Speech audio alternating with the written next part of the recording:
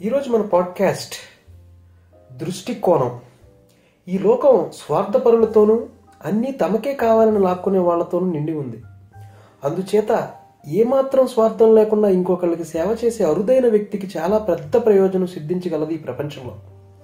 అతనికి పోటీ ఎవరో ఉండరు కూడా.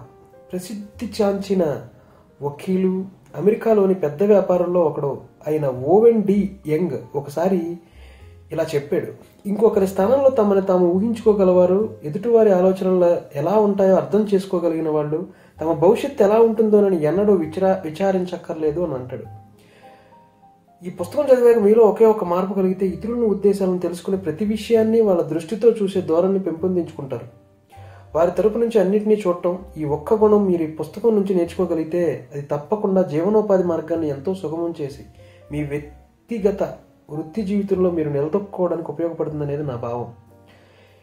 ఏదేమైనా మన ఆలోచనలు, మన పరిధులు, మన పనులు అవతల వ్యక్తిని హాని కలిగించకుండా అవతల వ్యక్తికి మంచి చేకూరేలా చేసేయగలిగితే మీ దృష్టికోణం ఆటోమేటిక్గా మారి మీరు మంచివారుగా సమాజంలో విశ్లేషింపబడతారు. సమాజంతో నాకేంటి అనేవాళ్ళు ఎంతమంది ఉన్నారో సమాజ హితం కోసం కోరుకుని ముందుకెళ్లే వాళ్ళు కూడా అంతేమంది ఉన్నారు. సో నా పాయింట్ ఏంటంటే, దృష్టికోణం అనేది దృష్టిలోపం కాకూడదు. నీ గురించి నువ్వు ఆలోచించుకోవచ్చు, తప్పులేదు. కానీ పక్కవాడు పోవాలనుకోవడం మాత్రం చాలా తప్పు. వాడు ఎదగకూడదు అనుకోవడం ఇంకా పెద్ద తప్పు. వాడిని తొక్కేయాలనుకోవడం అతి పెద్ద తప్పు. ఇన్ని తప్పులు చేసి నువ్వు చేసేదేంటి? గంధపు చెక్కల మీద నిన్ను కాలుస్తారా? కాదు కదా. బంగారపు సింహాసనం మీద నిన్ను కూర్చోబెడతారా? లేదు కదా.